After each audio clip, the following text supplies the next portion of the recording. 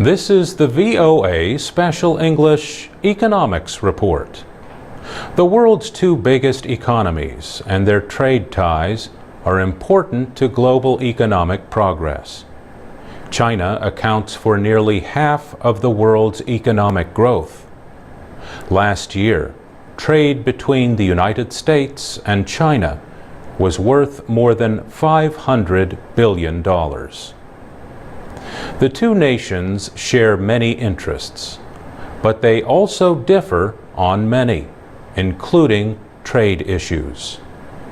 American and Chinese policy experts have worked to study and improve relations between the trading partners.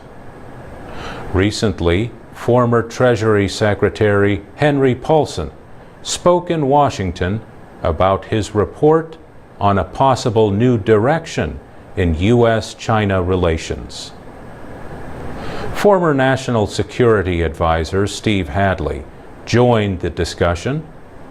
Both men served in the administration of President George W. Bush. The slowdown in China's economy was the first issue they discussed. Members of the Chinese news media also attended.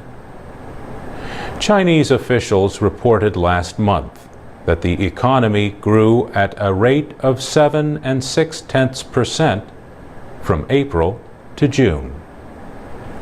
That is China's slowest growth rate in more than 3 years. The Chinese economy needs a high growth rate in order to provide jobs for its huge workforce. The People's Bank of China cut its main interest rate twice in July to support lending and economic growth. Mr. Paulson said he thinks government measures to control lending will work over the short term. I would be quite surprised, he said, if they don't grow somewhere between 7.5% or 8% this year. But there are important economic issues waiting in the future. Much of China's economic activity depends on investment by state-owned and foreign companies. Mr. Hadley said China's economy, its gross domestic product, or GDP, depends on investment too much. He said almost 47.8% of the GDP is investment. Consumption is only 33%.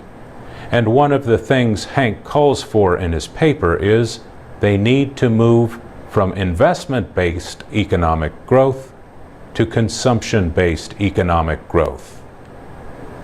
Consumer or personal spending accounts for about 2/3 of the economy in the United States.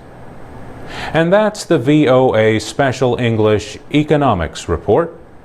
Join us next time for Part 2 of our report on economic ties between the United States and China.